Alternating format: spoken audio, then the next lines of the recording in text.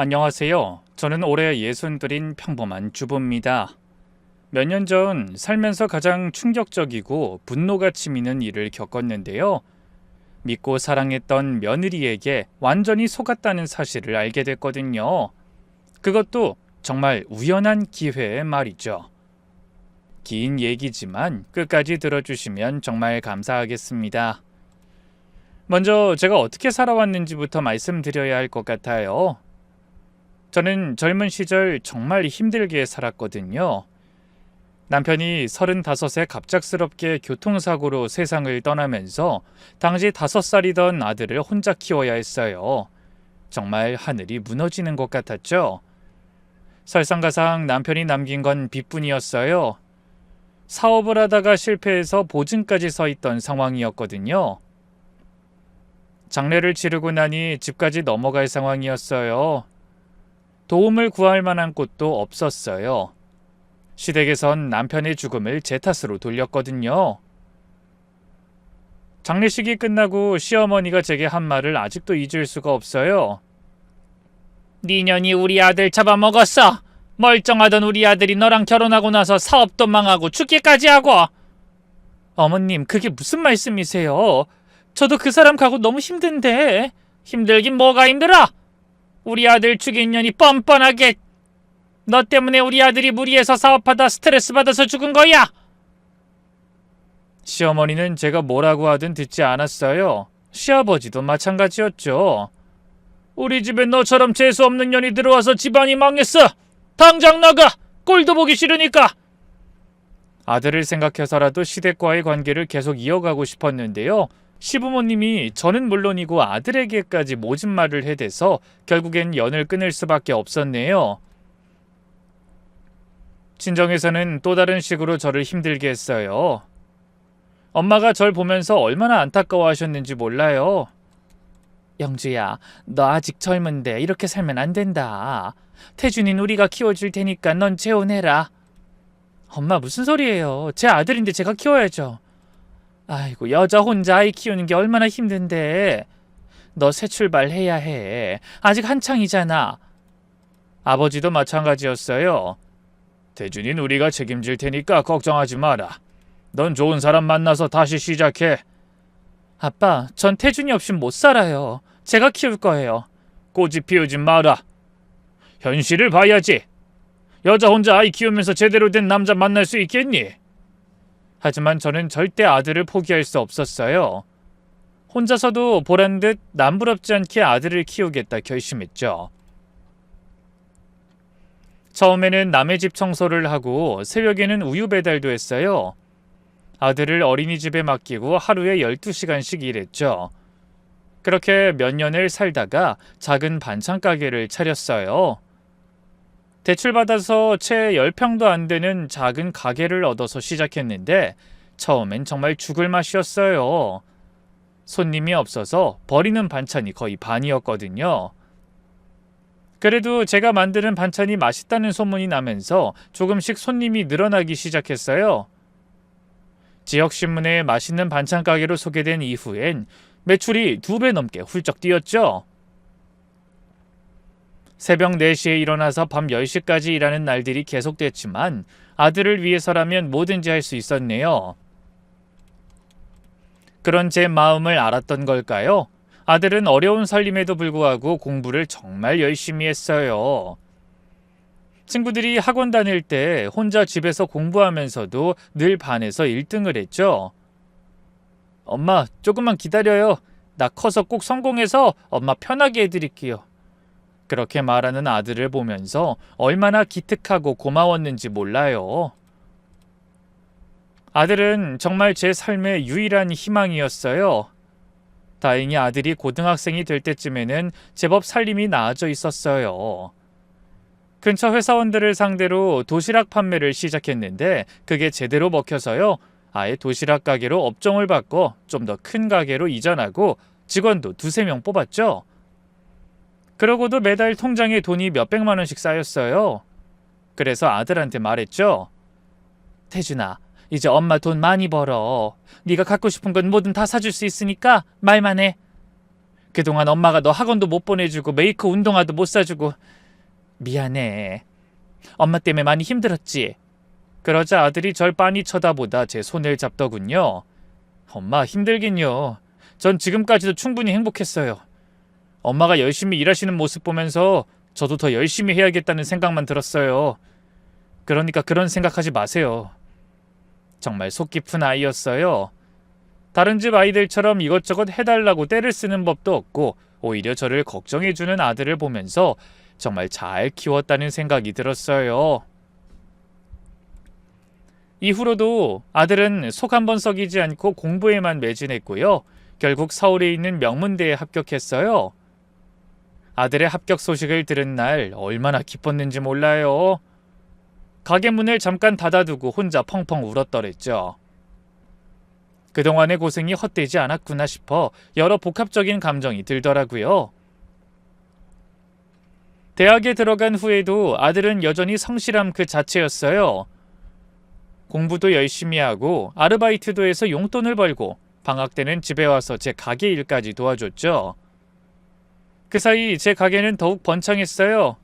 이제는 여러 지점을 둔 작은 체인점까지 운영하게 됐죠. 아들이 대학 졸업할 때쯤에는 제법 여유로운 생활을 할 수 있게 됐네요. 그 덕분에 아들을 더욱더 적극적으로 지원해 줄 수 있었고요. 아들은 그런 제 노력에 보답하듯 졸업 후 누구나 이름을 들으면 알만한 대기업에 취직했어요. 제가 혼자서 키운 아들이 당당한 사회인이 되었다는 게 얼마나 뿌듯했는지 몰라요. 하지만 시간이 지나면서 새로운 걱정이 생겼어요. 아들이 30을 훌쩍 넘도록 결혼을 안 하고 있는 거예요. 주변에서 좋은 여자들을 소개해줘도 별로 관심 없어 하더라고요.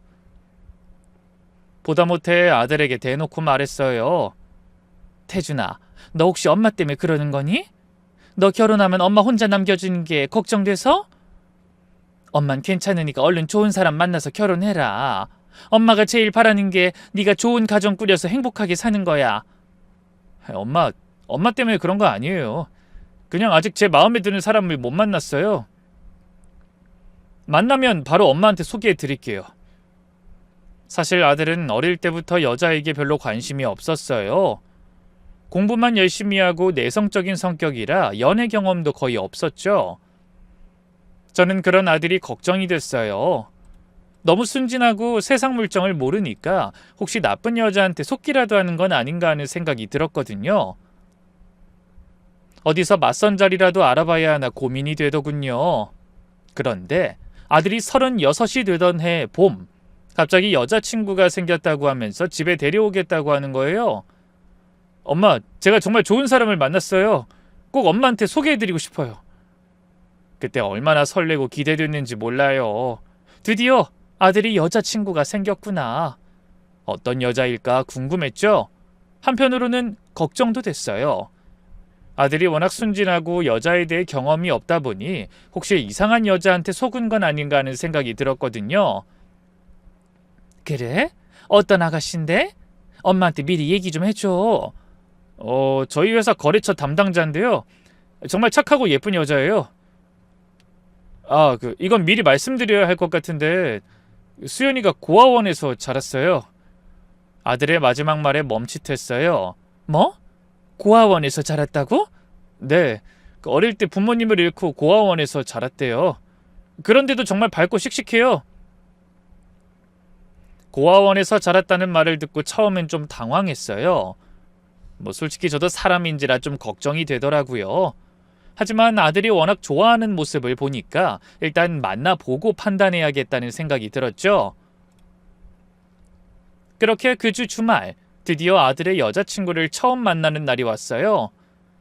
엄마, 수연이가 엄마를 뵙는 게 너무 떨린다고 해요. 혹시 마음에 안 드시더라도 너무 차갑게 대하지 마세요. 알았다, 걱정하지 마라. 약속 장소였던 식당 문을 열고 들어서자 먼저 도착해 있던 아들의 여자친구가 벌떡 일어나 제게 인사했어요. 첫인상은 정말 깔끔하고 단정했죠. 키는 그리 크지 않았지만 얼굴이 예쁘고 화장도 진하지 않고 옷차림도 수수했죠.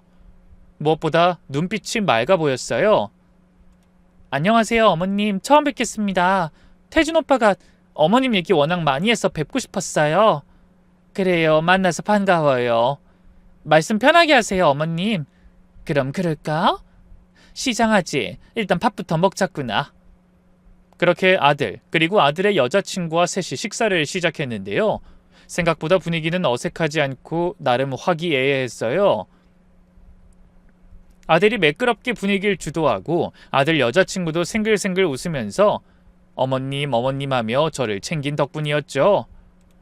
그런데 식사가 끝나갈 무렵 아들의 여자친구가 갑자기 제 손을 잡으면서 눈물을 글썽이는 거예요. 어머님, 들으셔서 알겠지만 전 어릴 때 사고로 일찍 부모님을 여의었거든요. 그래서 엄마라는 존재에 대해 아예 모르고 살았는데 이렇게 태준 오빠 덕분에 어머님을 만나게 됐어요. 사실 누군가를 어머님이라고 부르는 것 자체가 너무 꿈만 같아요. 그 모습을 보니까 가슴이 찡하더라고요. 어린 나이에 부모도 없이 혼자 살면서 얼마나 외로웠을까 하는 생각이 들었죠. 수연아, 고아원에서 자랐다고 들었는데 많이 힘들었지? 네, 어머님. 정말 힘들었어요. 어릴 땐 왜 나만 엄마 아빠가 없을까 억울해서 많이 울기도 했고요. 그랬구나. 그런데도 이렇게 밝게 잘 자랐네. 고아원 선생님들이 정말 잘해주셨거든요. 비록 돈이 없어서 대학은 못 갔지만 저 취업 자리도 알아봐 주셨고요. 그 회사에서 열심히 일한 덕분에 이렇게 태준 오빠도 만나게 된 거예요. 그 말을 듣는데 정말 기특하다는 생각이 들었어요. 어려운 환경에서도 이렇게 씩씩하게 자립해서 살고 있다니. 그때 아들이 옆에서 말하더라고요. 엄마, 저도 그렇지만 수연이도 정말 쑥맥이에요. 지금까지 남자친구도 한번 안 사귀어봤대요. 정말? 네, 어머님. 저 먹고 살기 바빠 연애할 여유가 없었거든요. 그런 게 영 낯설기도 하고. 그래서 처음에 태준 오빠가 밥 한번 같이 먹자고 했을 때도 고민 많이 했어요. 그 말을 하면서 아들의 여자친구는 정말 수줍어하는 표정을 지었어요. 뺨이 빨갛게 달아오르면서 고개를 숙이는 모습이 정말 순진해 보였죠. 근데 태준 오빠가 너무 다정하고 친절하게 대해주셔서 조금씩 마음을 열게 됐어요. 지금은 정말 오빠가 제 인생의 전부예요. 저는 그런 아들의 여자친구를 보면서 정말 괜찮은 아이구나 싶었어요. 그 이후로도 종종 아들의 여자친구와 만남을 가졌는데요. 만날수록 성실하고 참한 아이 같다는 생각이 들더군요. 특히 제가 감동받은 건 아들의 여자친구가 돈에 대해서 정말 순수했다는 거예요. 아들의 여자친구를 소개받은 지 반년쯤 됐을까요? 아들 여자친구 생일이 얼마 안 남았다고 하길래 제가 말했어요. 수연아, 다음 달이 생일이라며 뭐 갖고 싶은 거 있니? 가방 하나 사줄까? 늘 똑같은 천가방 하나만 메고 다니기에 물어본 건데요. 아들 여자친구는 깜짝 놀라면서 양손을 내줬더군요. 아니에요, 어머님. 전 정말 괜찮아요. 가방이라면 이미 있는걸요. 늘 같은 천가방만 메고 다니잖아. 너도 나이가 있는데 브랜드 가방 하나쯤은 있어야지. 아니에요. 그런 식으로 부담드리고 싶지 않아요. 부담은 괜찮다. 며느리들 아이 생일인데 뭐라도 해주고 싶어서 그래. 계속된 권유에도 아들의 여자친구는 완강했어요. 정말 필요 없어요. 전 지금까지 태준 오빠한테도 뭐 받은 적 없거든요. 태준이한테도 뭘 받은 게 없다고? 네. 오빠가 사주려고 해도 전 항상 사양해요. 명품 가방이든 화장품이든 고아원에서 자라면서 그런 걸 써본 적이 없어서요. 영 어색하고 별로 안 갖고 싶고 그래요. 전 오빠랑 같이 있는 것만으로도 행복해요.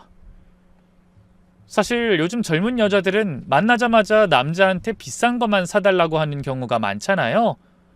아들의 여자친구는 그런 면에서 정말 안심할 수 있었어요. 그뿐인가요? 저한테도 얼마나 잘했는지 몰라요. 매일같이 안부 전화를 걸어오는 건 물론이고요. 주말엔 저희 가게로 찾아와 일손을 돕기도 했죠. 저는 그런 아들의 여자친구가 너무 예쁘고 기특했어요. 뭐 아들이야 말할 것도 없었겠죠? 여자친구를 정말 보물처럼 아끼더군요. 엄마, 수연이 정말 천사 같아요. 수연이 저를 만난 게 정말 행운이라고 하지만 저야말로 행운아예요. 수연이 놓치면 평생 후회할 것 같은데 엄마는 어떻게 생각하세요? 그래, 엄마가 보기에도 수연이가 참 괜찮은 애 같더라. 결혼 생각하고 있는 거지? 엄마는 두말 않고 허락할 거니까 걱정 마라. 정말요? 그럼 수연이랑 얘기해서 우선 예식장부터 알아볼게요. 그렇게 아들은 본격적으로 결혼 준비를 시작했고, 아무래도 예비 며느리가 친정 부모가 없다 보니 자연스레 제가 결혼 준비를 많이 도와주게 됐는데요. 그런데 예비 며느리와 만나 이런저런 얘기를 나눌 때마다 뭔가 걸리는 부분이 있었어요. 수연아, 고아원에서 몇 살까지 살았다고 했지? 18까지 살았어요. 그럼 그 이후에는 쭉 혼자 산 거야? 네, 뭐 그냥 혼자 자취하면서 아르바이트하고 그랬어요. 아르바이트? 고아원 선생님 소개로 바로 지금 회사 들어간 거 아니었니? 그러자 아들의 여자친구가 잠깐 머뭇거리더라고요. 그러더니 시선을 피하면서 대답했어요. 아니, 그렇진 않고요. 소개받기 전에 저 혼자 뭐라도 해봐야겠다 싶어서 이런저런 아르바이트도 했어요. 그래? 무슨 아르바이트를 했는데? 그냥 뭐 이것저것요. 뭔가 대답이 애매하더라고요. 그리고 고아원 친구들 얘기를 물어봐도 별로 대답하고 싶어 하지 않았어요. 친한 친구들은 없었니? 고아원에서 함께 자란 애들 말이야. 아, 네. 다들 각자 바빠서요. 연락 안 해요. 한 명도? 그래도 어릴 때부터 함께 자란 사이인데. 네. 저는 원래 사람들이랑 잘 안 어울려요. 밝고 성격도 좋은 예비 며느리가 고아원 시절 친구가 하나도 없다니 좀 이상했지만 그러려니 했어요. 하지만 그 이후로도 예비 며느리에게서 계속해서 이상한 점을 발견했는데요. 어느 날 예비 며느리가 가방을 열었는데 그 안에서 명품 지갑이 살짝 보이더라고요. 명품은 전혀 안 쓴다고 했었는데 아들이 선물해줬나 싶어 별 생각 없이 물어봤어요. 수연아, 그 지갑 새로 산 거니? 예쁘네? 그 순간 예비 며느리가 깜짝 놀라면서 급하게 가방을 닫더라고요. 그러고는 어색한 미소를 지으면서 말했어요. 아, 이거요? 친구가 안 쓰는 거 줬어요. 친구가? 어떤 친구? 예비 며느리는 자기 입으로 친구가 없다고 했었거든요. 그래서 궁금해 물어본 건데 예비 며느리는 당황했는지 한동안 아무 말도 못하더군요. 그러다 더듬더듬 입을 열더라고요. 친구라기보단 회사 선배가 새로 산 게 있다고 그냥 주더라고요. 뭔가 이상했어요.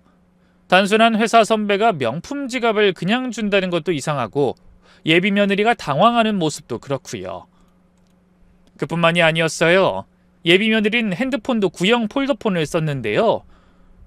어느 날 보니 최신형 스마트폰을 쓰고 있더라고요.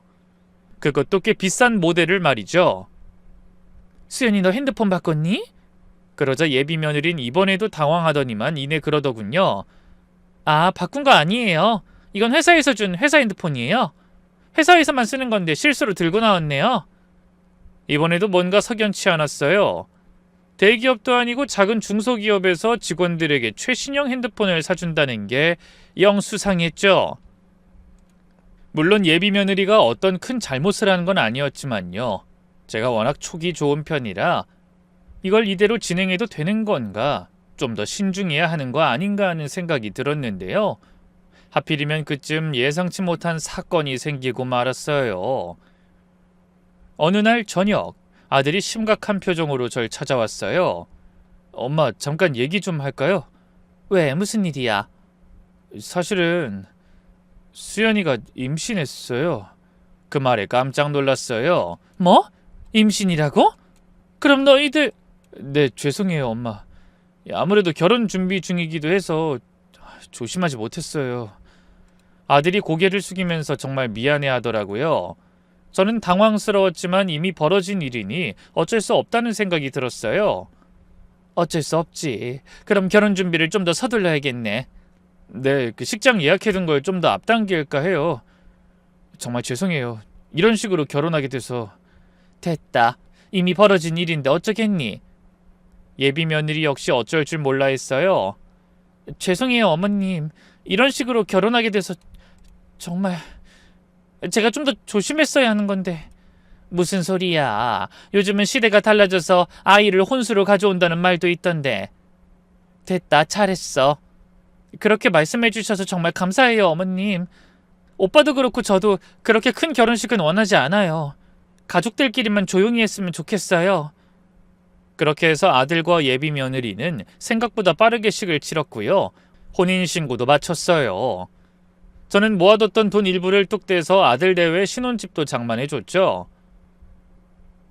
결혼 초기에 며느린 정말 완벽한 며느리였어요. 저한테 안부 전화도 자주 하고 늘 제 건강을 챙겨주더라고요. 저 역시 며느리가 임신한 만큼 각별하게 챙겼어요. 몸에 좋다는 각종 영양제나 질 좋은 과일을 수시로 보내주고요. 인부복이나 아이옷도 백화점에서 고르고 골라 선물해줬죠. 처음엔 제가 뭘 해주든 며느린 기뻐하고 고마워했는데요. 웬걸 언제부턴가 며느리의 태도가 조금씩 달라지기 시작했어요. 몸이 안 좋다는 핑계로 제 연락을 자꾸 피했고요.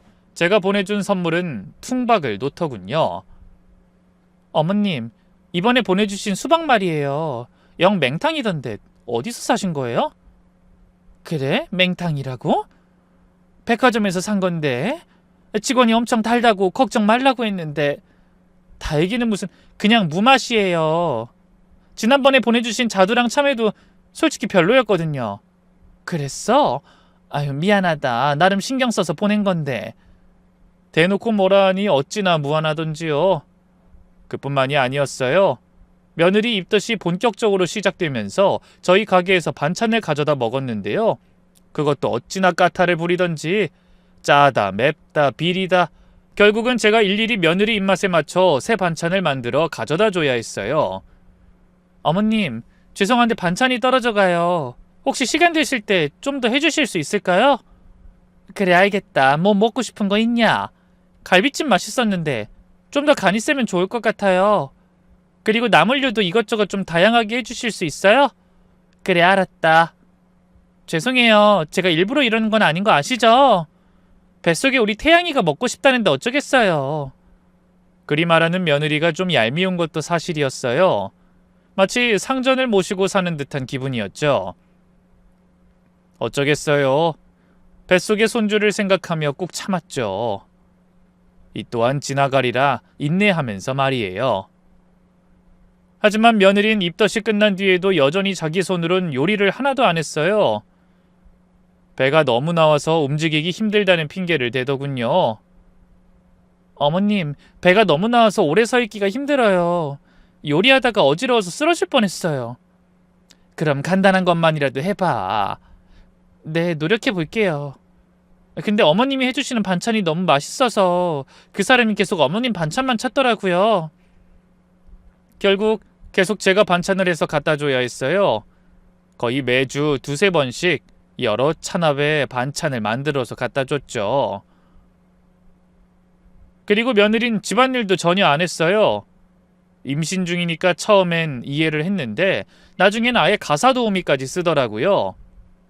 어느 날 아들네 반찬을 가져다 주러 갔는데 처음 보는 여자가 설거지를 하고 있어서 얼마나 놀랐는지 몰라요. 누구냐고 물으니 안방에서 자고 있던 며느리가 나와 그러더군요. 아, 그이가 말씀 안 드렸어요, 어머님? 제가 배 때문에 집안일을 도저히 못하겠어서 가사 도우미 쓰기로 했어요. 가사 도우미를? 그런 돈이 어딨어? 그이가 괜찮다고 했어요. 제가 임신 중이니까 무리하지 말라고요. 아들이 대기업을 다닌다고 해도 월급쟁이잖아요. 손주가 태어나면 돈이 더 들어가면 더 들어갔지 덜 들어가지는 않을 텐데 그런 와중에 가사 도우미까지 쓴다고 하니 걱정이 됐어요. 하지만 며느리는 당연하다는 듯이 받아들이더라고요. 어머님, 요즘 임산부들은 다 이래요. 안정이 제일 중요하다잖아요. 그렇긴 하지만 그이도 제가 스트레스 안 받고 건강하게 태양이 잘 낳는 게 제일 중요하다고 해요. 이러다 유산이라도 해봐요. 며느리는 임신을 핑계로 정말 아무것도 안 했어요. 청소도 빨래도 전부 가사 도우미가 하고 반찬은 매주 제가 만들어다 줬으니까요. 며느린 그냥 누워서 TV를 보거나 핸드폰만 만지작거렸어요. 그날도 아들네 집에 갔는데 며느리가 소파에 누워 과자를 먹으면서 드라마를 보고 있더라고요. 수연아, 몸은 어때? 네, 괜찮아요. 근데 요즘 자꾸 돌아서면 배가 고프고 돌아서면 배가 고파요. 그래? 그럼 뭔가 해 먹어야지. 가사 도우미 아주머니가 해줬는데 입에 안 맞아요. 어머님이 해주신 김치찌개가 너무 먹고 싶은데 만들어주시면 안 돼요? 결국 제가 주방으로 들어가 김치찌개를 끓여 갖다 줬어요. 며느린 그 자리에서 밥 2공기를 뚝딱 비우더군요. 어머님 너무 맛있어요. 이제야 좀 속이 편해져요. 그래, 다행이구나. 근데 저기 혹시 설거지 좀 해주실 수 있어요? 다 먹고 나니까 갑자기 찌개 냄새가 역하게 느껴져서. 도우미 아주머니 오려면 아직 멀었거든요. 그 뻔뻔한 요구에 솔직히 기가 막혔어요. 아무리 임산부라고 해도 시어머니가 김치찌개까지 끓여다 바쳤으면 뒷정리는 자기가 해야 하는 거 아닌가요? 근데 자기 먹은 그릇을 대신 설거지해달라니. 어쩔 수 없이 설거지를 하면서도 기어이 싫은 소리가 나오더군요. 근데 이렇게 아무것도 안 하는 것도 애한테 안 좋은 거 아니니? 너 요즘 살찐 것 같던데 조금이라도 움직여야지. 그러자 며느리의 표정이 대번에 셀쭉해졌어요. 네, 제가 알아서 할게요. 마음이 상했구나 싶었지만 굳이 달래주진 않았어요. 저도 마음이 상하긴 마찬가지였으니까요. 그런데 그날 밤 아들에게서 전화가 왔어요. 대뜸 제게 화를 내더군요. 엄마, 그 사람한테 대체 뭐라고 한 거예요? 뭐라고 하다니? 엄마가 뭐라고 했길래 방에 틀어박혀서 하루 종일 울기만 해요. 그 사람한테 살쪘다고 눈치 줬어요? 아니, 난 그냥 수연이가 집에서 손 하나 까딱 안 하는 것 같길래 애가 걱정돼서 조금이라도 움직이라고. 임산부잖아요. 임산부가 살찌는 건 당연하죠. 안 그래도 스트레스에 약한 사람인데 애 잘못되면 어쩌려고 이러세요. 앞으로는 절대 그 사람한테 싫은 소리 하지 마세요. 아들은 제 말은 듣지도 않고 그대로 전화를 끊어버렸어요. 솔직히 너무 서운하고 속상하더군요. 정말로 임신 때문에 몸이 무거워져서 아무것도 못하는 거면 몰라요. 며느린 집안일은 다 나 몰라라 해도 외출은 자주 했어요. 배가 불러서 힘들다고 하면서도 쇼핑은 열심히 다니더라고요. 어머님, 오늘 집에 오셔도 저 없을 거예요. 반찬 그냥 냉장고에 넣어두고 가주세요. 그래, 어디 가는데? 친구랑 임보복 보러 가요. 몸 괜찮니? 배가 많이 나와서 움직이기도 힘들다며. 괜찮아요. 오래 걸으면 안 되니까 택시 타고 다닐 거예요. 다음날 며느리가 사온 임부복을 보여줬는데요. 죄다 비싼 명품 제품들이더군요. 아니 수연아, 뭘 이렇게 많이 샀어? 어차피 애 낳고 나면 못 입을 옷인데. 그것도 죄다 명품으로만. 빨래하기 귀찮잖아요. 친구가 백화점에서 일해서 할인도 해줬어요. 원래 가격보다 훨씬 싸게 샀다고요. 싸게 사봤자 명품인데 어지간히 돈이 깨졌을 것 같더라고요. 하지만 또 뭐라고 했다간 아들한테 일러 바칠 것 같아 그냥 아무 말도 하지 않았네요. 이후로도 며느린 제가 이해할 수 없는 곳에 계속 돈을 썼어요. 임신 이후 피부가 나빠졌다면서 피부과에 다니고요. 임산부 전용 마사지도 받으러 다녔죠. 자연스레 저는 하루빨리 며느리가 출산하기만을 바라게 됐는데요. 다행히 몇 달 뒤 며느린 예쁜 딸을 낳았어요. 조금 일찍 태어났지만 건강한 아이였죠. 그런데 아이를 낳고 나서도 며느리의 태도는 별반 달라지지 않았어요. 어머님, 산후조리 때문에 한 달은 아무것도 못해요. 병원에서도 절대 무리하지 말라고 했어요. 그래, 몸조리가 중요하지. 그래서 가사 도우미를 몇 달 더 쓰기로 했어요. 어차피 예진이 좀 클 때까진 정신 없을 테니까요. 그렇게 며느린 몸조리와 육아를 핑계로 가사 도우미를 계속 썼어요. 그때까지만 해도 저는 며느리가 정말 몸이 힘든가 보다 생각했어요. 첫 아이라 그럴 수도 있겠다 싶었거든요. 그런데 정작 며느린 애 보는 일을 저에게 자꾸 떠넘기려고 했어요. 어머님, 예진이가 밤에 자꾸 깨서 잠을 못 자겠어요. 그 이도 회사 일 때문에 전혀 못 도와주고 저 정말 너무 힘든데 혹시 예진이 좀 며칠만 대신 봐주실 수 있을까요? 뭐? 나더러 예진을 봐달라고? 네, 가사도우미 아주머니도 애는 안 봐주거든요. 그렇다고 얼굴도 모르는 다른 사람 손에 애를 맡기기는 너무 불안해서요. 부탁 좀 드릴게요. 그냥 며칠만요. 제가 좀 쉬면 컨디션 회복하고 다시 잘할 수 있을 것 같아요. 울먹거리며 부탁하는데 차마 거절할 수가 없더라고요. 졸지에 황혼 육아까지 떠안게 됐죠. 처음엔 며칠만이라고 했는데요. 그게 일주일이 되고 한 달이 되더군요. 결국 제가 거의 매일 아들네 집에 가서 손녀를 돌봐야 했어요. 그런데 문제는 제게도 가게 일이 있다는 거였죠. 결국 참다 말했어요. 수연아, 나도 가게 일이 있어서 매일 예진이를 보는 건 힘들어. 좀 번갈아 가면서 하자. 어머님, 그럼 어떡해요? 저는 정말 힘들어서 못하겠는데. 그 철없는 소리에 화가 나더군요. 애 엄마가 돼서 그런 말 하면 어떡해? 그럼 낯을 말았어야지. 뭐가 됐든 난 더 못 봐준다. 네 애니까 네가 알아서 해. 꽤나 단호하게 얘기했는데요. 결국 며느리는 어떻게 했는 줄 아세요? 글쎄, 아들한테 말해서 베이비시터를 고용하더군요. 기가 막혀 아들에게도 화를 냈어요. 아니, 수연이가 일을 하는 것도 아니고 집에서 살림을 하는 것도 아닌데 어떻게 집에로 낳은 애를 또 남의 손에 맡겨? 그러자 아들이 긴 한숨을 쉬더군요. 엄마, 그 사람이 너무 힘들어해요. 아무래도 산후 우울증인 것 같은데 어쩔 수 없잖아요. 그렇다고 베이비시터까지? 돈이 얼마나 드는데? 너 저축은 하고 있는 거니? 엄마, 저희 일이잖아요. 저도 성인이고 애까지 있는데 신경 쓰지 말아주세요. 필요할 때마다 반찬해달라, 애 봐달라 부려먹을 땐 언제고. 제가 잔소리 좀 하니까 바로 자기들 일에 신경 끄라면서 선을 딱 긋더군요. 정말 너무 서운했네요. 그래서 저도 한동안 아들 내외한테 연락도 안 하고 거리를 뒀는데요. 몇 달 뒤 아들이 갑자기 절 찾아왔어요. 또 뭔가 아쉬운 게 생겼구나 싶었는데 아니나 다를까 또 뜻밖의 부탁을 하더군요. 엄마, 우리 이사 가려고 해요. 이사? 갑자기 왜? 지금 사는 곳이 좀 좁아서요.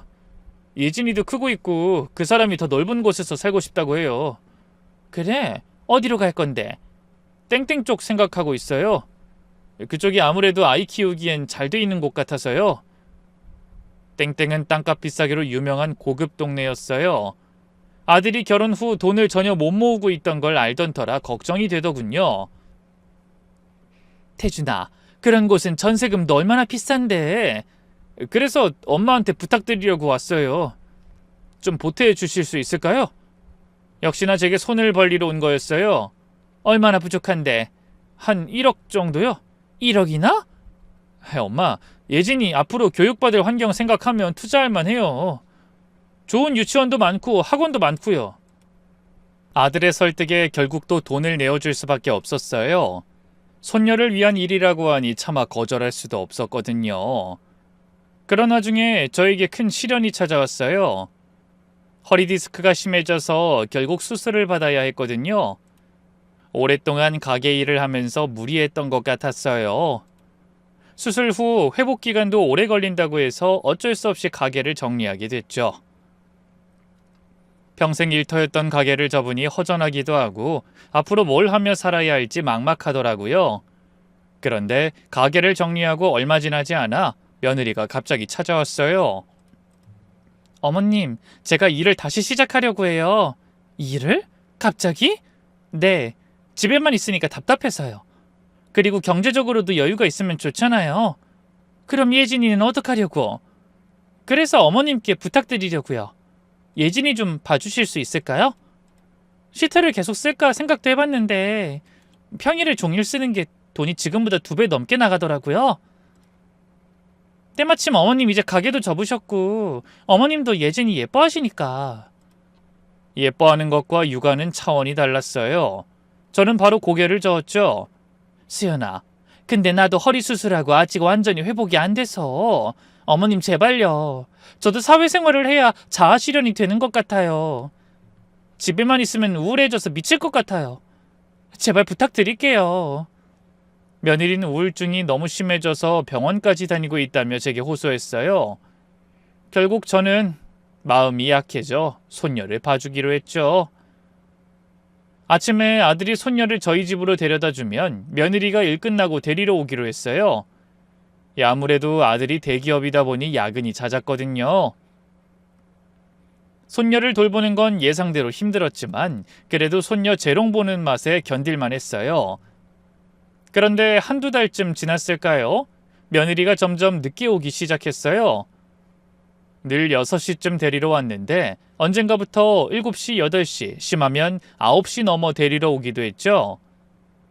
수연아, 오늘도 왜 이렇게 늦었어? 아, 오늘은 좀 일이 많았어요. 죄송해요. 미리 연락 좀 달라니까. 하염없이 너만 기다리게 되잖니. 네, 죄송해요. 제가 어머님 고생하시는 거 왜 모르겠어요. 용돈이라도 챙겨드리고 싶은데 아시잖아요. 제가 얼마 못 버는 거. 그냥 예진이 과자값이나 버는 정도예요. 하지만 그런 말과는 달리 며느리의 씀씀이는 점점 늘어나더라고요. 회사에서 보는 눈이 많다는 이유로 비싼 구두와 가방을 사고 외식도 자주 하고요. 한 번은 아들한테 물어봤어요. 태준아, 수연이 어느 정도나 버는 거니? 글쎄요, 많이는 안 버는 것 같은데요. 왜요? 뭐? 너도 모른다고? 아니, 부부끼리 그런 것도 공유 안 하니? 네, 뭐 어차피 그 사람 예진이 과자값 정도나 번다고 해서 그냥 용돈 하라고 두고 있어요. 왜요? 그래도 부부끼리 서로 얼마 버는지 어디에 얼마를 쓰는지 정도는 알아야지. 네, 뭐 다음에 한번 물어볼게요. 아무래도 며느리가 생각보다 많은 돈을 벌고 있고 그 돈으로 자기 혼자 마음껏 사치를 한다는 생각을 지울 수 없었어요. 아들 앞에서는 며느리 흉을 볼 수 없었지만 속으론 점점 의심이 커져갔죠. 그리고 며느리의 태도도 조금씩 달라지기 시작했어요. 예전엔 제게 항상 조심스럽게 말하더니 점점 편해지는 건지 아니면 건방져지는 건진 모르겠더라고요. 어머님, 오늘도 좀 늦을 것 같아요. 또? 요즘 너무 자주 늦는 것 같은데. 아, 일이 좀 밀려서요. 저도 어쩔 수가 없네요. 예진이가 계속 엄마를 찾는데. 그러자 며느리가 팍 짜증을 냈어요. 그건 어머님이 알아서 잘 달래야죠. 그리고 늦게 들어와서도 미안해하는 기색이 예전 같지 않았어요. 한 번은 이런 일도 있었어요. 며느리가 또 늦게 들어왔는데 술 냄새가 나더라고요. 수연아, 술 마셨니? 아, 네. 일 끝나고 동료들이랑 잠깐 한잔 했어요. 아무리 그래도 아이 엄마가 술을 이렇게 마셔도 돼? 더군다나 나랑 예진이가 기다리고 있는데. 아, 왜 그러세요 진짜. 사회생활 하다 보면 마실 수밖에 없는 상황이 생긴다고요. 아, 됐고 예진이 이리 주세요. 이만 가볼 테니까. 그 뒤로도 며느린 종종 술 냄새가 풍기며 왔어요. 그뿐인가요? 핸드폰도 자꾸 울리는데 제가 있으면 받지 않거나 다른 곳에 가서 받더라고요. 누구 전화야? 아, 직장 동료요. 일 얘기요. 밤늦게까지 일 얘기를 그렇게 오래 할까요? 뭔가 수상했어요. 그러다 정말 화를 참을 수 없는 일이 발생했어요. 그날도 어김없이 집에서 손녀를 봐주고 있는데 손녀가 열이 40도까지 올라 급하게 응급실로 갔어요. 아들은 소식을 듣자마자 바로 달려왔는데요. 며느린 전화도 받지 않더군요. 아이는 계속 엄마를 찾고 저는 지쳐서 죽겠는데 말이에요. 그러다 간신히 전화 연결이 됐어요. 수연아, 너 왜 이렇게 전화를 안 받니? 예진이 지금 응급실이야. 아, 문자 봤어요. 일 때문에. 예진이 상태는 어때요? 이제 열 좀 내리긴 했는데 그래도 계속 널 찾아. 아, 그래요? 그럼 제가 빨리 갈게요. 하지만 며느린 그 뒤로도 1시간이 넘도록 오지 않았어요. 다시 전화했더니 전화를 안 받더군요. 결국 며느린 밤 12시가 되어서야 병원에 왔는데 또 술 냄새를 풍기면서 들어오더라고요. 수연아, 너 설마 술 마셨니? 아, 어머님 죄송해요. 일 끝나고 어쩔 수 없이. 어쩔 수 없이가 뭐야? 예진이가 얼마나 엄마를 찾았는데. 아, 그만하세요. 앞으로는 조심할게요. 하지만 며느린 미안해하는 기색도 손녀한테 죄스러워 보이는 기색도 전혀 없더라고요. 오히려 짜증스럽다는 표정이었어요. 아들은 그런 며느리를 보면서도 오히려 감싸기에 급급하더군요. 아, 그냥 두세요, 엄마. 다른 것도 아니고 일하다 온 건데. 일하다 온 사람이 술을 왜 마셔? 아, 회사 생활 하다 보면 그럴 수도 있죠. 지금 제일 속상한 사람이 누구겠어요? 엄마인 집사람 아니겠어요? 아들은 그렇게 말했지만 며느리는 손녀를 조금도 사랑하지 않는 것 같았어요. 점점 태도도 달라졌죠. 예전에는 아이를 정말 정성스럽게 돌보더니 이젠 좀 귀찮아하는 것 같더라고요. 엄마, 엄마! 손녀가 며느리를 부르면 며느린 짜증스럽다는 표정으로 대답하더라고요. 왜? 엄마 바빠. 엄마 같이 놀아줘. 나중에. 엄마 지금 바쁘다고 했지? 이런 식으로 손녀를 대하니까 손녀가 점점 저에게만 안기더라고요. 엄마보다 할머니를 더 찾는 거예요. 한 번은 며느리가 출근길에 손녀를 맡기러 왔는데 손녀가 따라가겠다고 울면서 매달렸어요. 엄마 나도 가고 싶어. 안 돼. 엄마 일하러 가는 거야. 할머니랑 있어. 싫어. 엄마랑 같이 갈래. 손녀가 계속 울자 며느리가 버럭 소리를 지르더라고요. 그만 울어. 엄마 바쁘다고 했잖아. 그리고는 손녀를 저에게 떠밀고 그냥 나가버렸어요. 손녀는 한참을 울었죠. 그런 며느리를 보면서 정말 실망스러웠어요. 그뿐인가요? 며느리는 아들에게도 점점 무심해졌어요. 주말에 온 가족이 함께 시간을 보낼 때가 간혹 있었는데요. 그때 아들이 뭔가 얘기를 해도 며느리는 무관심해 보였어요. 핸드폰만 보면서 대충 대답하더라고요. 예전엔 아들 말 하나하나에 귀 기울이더니 말이에요. 그런 주제에 아들 돈은 어찌나 잘 받아 쓰던지 제 앞에서도 대놓고 턱턱 돈을 달라더군요. 여보, 나 화장품 다 떨어졌는데 돈 좀 줄래? 그래? 얼마나? 많이 안 들어. 한 50만 원 정도? 50만 원? 아니, 뭔 화장품이 그렇게 비싸? 요즘 좋은 화장품은 다 그 정도 해. 난 지금까지 싼 것만 써왔는데 이제 좀 좋은 것 좀 써보고 싶어서 그래. 보다 못한 제가 끼어들었어요. 수연이 너 받는 월급은 그걸로 사면 되는 거 아니니? 그러자 며느리가 못마땅한 표정으로 저를 흘겨보더군요. 말씀드렸잖아요. 그건 예진이한테 다 쓰고 있다고요. 아니 최근에 예진이 뭐 옷이나 장난감 산 것도 없는데. 어머님, 그럼 제가 지금 뭐 거짓말한다는 거예요? 뭐 가계부라도 보여드려야 해요? 그렇게 따지고 드니 더는 뭐라고 할 수 없더라고요. 아들도 그만하라고 눈치를 주고 말이죠. 이후로도 며느린 비싼 옷, 비싼 가방으로 도배를 하고 다녔고요. 저는 점점 며느리에 대한 의심이 커져갔어요. 뭔가 숨기는 게 있다는 생각이 들었죠. 하지만 아들한테는 차마 말할 수 없었어요. 아들이 며느리를 얼마나 사랑하는데 제가 근거도 없이 의심한다고 말할 수는 없었거든요. 그러던 어느 날이었어요. 그날도 평소처럼 손녀를 봐주고 있었는데 아들에게서 전화가 왔어요. 엄마, 오늘 일찍 퇴근하게 됐는데요. 잡채 먹고 싶어져서 그러는데 혹시 만들어 주실 수 있을까요? 잡채? 그럼 재료 사러 나가야겠네. 예진이랑 같이 갈까? 네, 그럼 집으로 가져다 주세요. 집사람은 오늘 늦는다고 했으니까 저희끼리 저녁 먹어요. 아들의 부탁에 저는 마트에서 잡채 재료를 사고 집에 와서 열심히 잡채를 만들었어요. 손녀도 옆에서 도와준다며 당근 조각을 집어 먹으면서 재롱을 부리더라고요. 잡채를 다 만들고 나니 오후 4시쯤 됐어요. 예진아, 할머니랑 아빠한테 잡채 갖다 드릴까? 좋아요. 아빠 보고 싶어요. 손녀는 신이 나서 깡충깡충 뛰더라고요. 저는 잡채와 몇 가지 밑반찬을 챙겨 손녀와 함께 아들네 집으로 향했어요. 그런데 아들네 아파트에 도착해서 엘리베이터를 타고 올라가다가 복도에서 뜻밖의 장면을 목격했어요. 멀리서 며느리가 집에서 나오는 게 보였어요. 출근했어야 할 며느리가 웬걸 집에 있었던 거예요. 저는 본능적으로 재빨리 손녀를 데리고 복도 구석에 숨었어요. 며느린 저희를 전혀 보지 못했죠.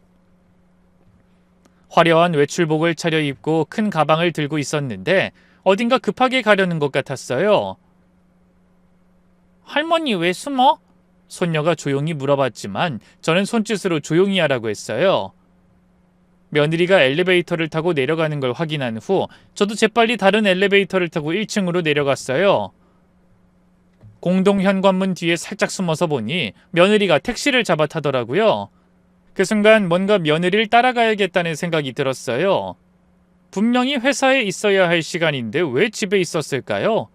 그리고 이렇게 차려입고 어디로 가는 걸까요? 평소 의심스러웠던 것들이 한꺼번에 떠오르면서 말이에요. 예진아, 할머니랑 택시 타고 드라이브 할까? 좋아요. 손녀는 신이 나서 대답했어요. 저는 급하게 다른 택시를 잡아 탔어요. 기사님, 저 앞에 가는 택시 좀 따라가 주세요. 네? 아이, 무슨 일이신지. 제 며느리가 탄 택시인데 어디 가는지 좀 알고 싶어서요. 기사님은 이상하다는 표정을 지었지만 다행히 거절하진 않았어요. 며느리가 탄 택시를 따라가면서 저는 가슴이 두근두근했어요. 뭔가 중대한 비밀을 알게 될 것 같은 예감이 들었거든요. 택시는 시내를 한참 달려서 한 주택가로 들어갔어요. 그리고 어떤 큰 건물 앞에서 멈췄어요. 간판을 보니 보육원이라고 쓰여 있더라고요. 보육원? 저는 깜짝 놀랐어요. 처음엔 자신이 자란 보육원을 찾아온 건가 싶었는데 뭔가 이상했어요. 며느린 분명히 보육원과 연락을 안 한다고 했거든요. 어쨌든 며느리가 택시에서 내리는 걸 보고 저도 급하게 내렸어요. 기사님, 여기서 잠깐 기다려주세요. 금방 올게요. 할머니, 여기가 어디야? 손녀가 물어봤지만 전 대답할 여유가 없었어요. 며느리가 보육원 안으로 들어가는 걸 보고 저도 조심스럽게 따라 들어갔거든요. 복도를 따라 걸어가니 여기저기서 아이들 웃음소리가 들렸어요. 그런데 한방 앞에서 익숙한 목소리가 들려왔죠. 며느리 목소리였죠. 저는 손녀와 함께 살짝 문틈으로 들여다봤는데요. 놀라운 광경이 펼쳐졌어요. 며느리가 한 아이를 다정하게 끌어안고 있었는데 7, 8살 정도 되어 보이는 남자아이였어요. 그런데 더 충격적인 건 그 아이가 며느리에게 하는 말이었어요. 엄마, 나 엄마 보고 싶었어. 아이가 며느리를 엄마라고 불렀어요. 저는 귀를 의심했어요. 그러자 며느리가 그 아이를 꽉 안아주면서 대답했죠. 민준아, 엄마도 보고 싶었어. 우리 민준이 많이 컸네? 며느리가 그 아이를 엄마라고 받아주는 게 아니겠어요? 저는 온몸이 얼어붙는 것 같았어요. 며느리에게 아들이 있었다고요? 그것도 7, 8살짜리 아들이? 엄마, 나 언제 엄마랑 같이 살 수 있어? 아이가 애절하게 물었어요. 조금만 기다려, 민준아. 엄마가 돈 더 모으면 데리러 올게. 지금은 아직 어려워서. 며느리의 목소리에 죄스러움이 가득했어요. 엄마 결혼했다며? 새아빠는 언제 만나볼 수 있어? 민준아, 그건 아직은 어려워. 새아빠한테는 아직 민준이 얘기 못했거든. 조금 더 기다려야 해. 며느리가 말하는 새아빠는 다름 아닌 저희 아들 같았어요. 저는 충격에 입을 틀어막았죠. 그 사이 아이가 슬픈 목소리로 물었어요. 왜 못해? 나 나쁜 아이야? 아니야, 절대 아니야. 우리 민준이가 세상에서 제일 착한 아이지. 그냥 엄마가 아직 용기가 안 나서 그래. 미안해. 며느린 그 아이를 더욱 꽉 안아주면서 눈물을 글썽이고 있었어요. 그리고 가방에서 두툼한 봉투를 꺼내 아이에게 건네줬어요. 민준아, 이건 엄마가 주는 용돈이야. 아껴 써, 알았지? 며느리가 그 아이에게 돈까지 쥐어주는 걸 본 순간 저는 더 이상 참을 수 없었어요. 문을 벌컥 열고 방 안으로 들어갔죠. 그 꼬마 아이, 도대체 누구니? 며느린 절 보자마자 얼굴이 새하얗게 변했어요. 아이를 안고 있던 팔에서 힘이 빠지는 게 보였죠. 어머님, 어떻게 여길... 내가 어떻게 여기 왔는지가 중요한 게 아니야. 이 아이가 누구냐고? 왜 너를 엄마라고 부르는 거야? 며느린 한동안 아무 말도 하지 못하고 떨기만 했어요. 아이는 무슨 일인지 모르겠다는 표정으로 저와 며느리를 번갈아 보고 있었죠. 보육원 선생님이 눈치껏 아이와 저희 손녀를 데리고 다른 방으로 피해줬고요. 그제야 며느리가 입을 열었어요. 어머님, 이건 제가 설명? 뭘 설명해? 네가 결혼 전에 낳은 아들이지? 근데 왜 우리한테 숨겼어? 왜 순진한 처녀인 척 거짓말했어? 어머님, 제발 언젠간 다 말씀드리려고 했어요. 언제 말할 생각이었는데? 평생 숨길 생각이었던 건 아니고? 그러자 며느리가 다짜고짜 제 앞에 무릎을 꿇고 앉더라고요. 어머님, 죄송해요. 정말 죄송해요. 죄송하다고? 죄송할 짓을 하긴 했다는 거네? 저 아이 정말로 네 자식인 거니? 며느리가 한참을 망설이다가 고개를 끄덕였어요. 네, 맞아요. 제가 어릴 때 실수로... 어릴 때 실수? 몇 살에 낳은 거야? 20살이에요. 저는 머리가 하얗게 변하는 것 같았어요. 20살이라면 고작 7년 전에 낳은 아이였어요. 아들과 만나기 얼마 전이었죠. 그럼 너 우리 태준이 만나기 전에 이미 아이가 있었다는 거야? 그런데 왜 순진한 척 연애 경험도 없는 척 했어? 어머님, 말하면 그이가 저를 싫어할까봐 무서워서 못했어요. 무서워서? 그럼 평생 속일 생각이었어? 결혼까지 해놓고? 며느리가 바닥에 엎드리면서 울기 시작했어요. 정말 죄송해요. 처음엔 말하려고 했는데 시간이 지날수록 더 말하기 어려웠어요. 그럼 그동안 태준이한테서 받은 돈은? 너 번 돈은?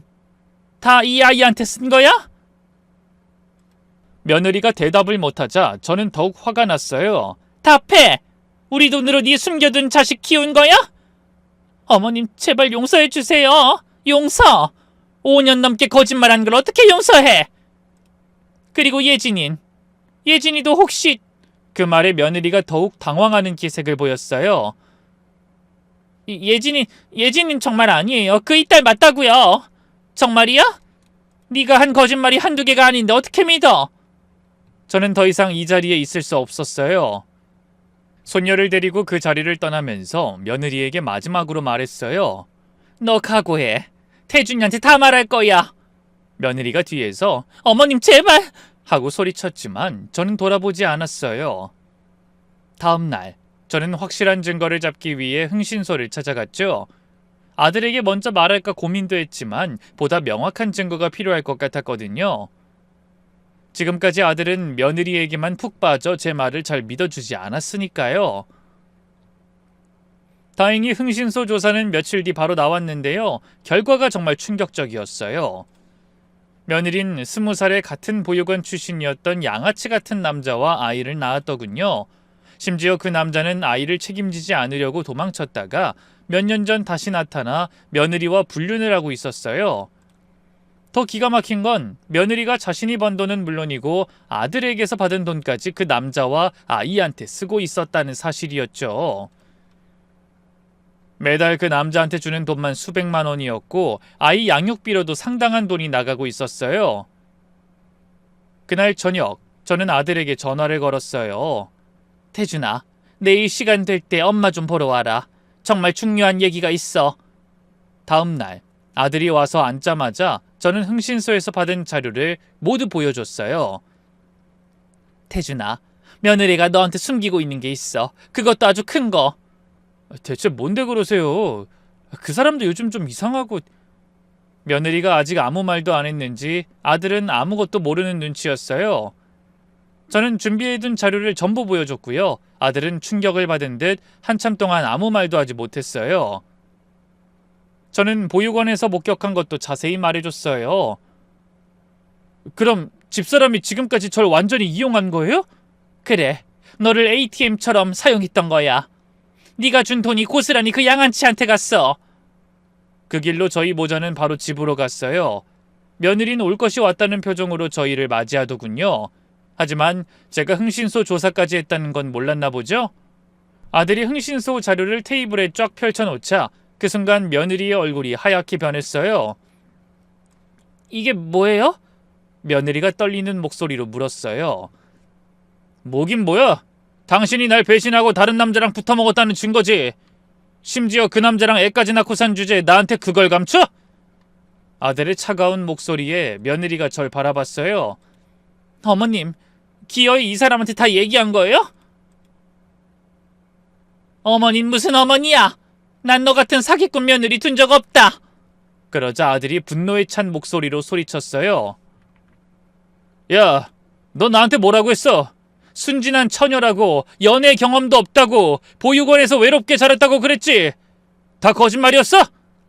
며느리가 바닥에 주저앉으면서 울기 시작했어요. 미안해. 정말 미안해. 처음엔 말하려고 했는데. 처음에는 웃기지 마. 말할 기회는 언제든지 있었어. 정말 미안해, 여보. 말하면 헤어질까봐 무서워서. 무서워서? 제가 비웃으며 말했어요. 무섭다는 건 우리가 할 말이지. 너 같은 사기꾼한테 완전히 당했으니까.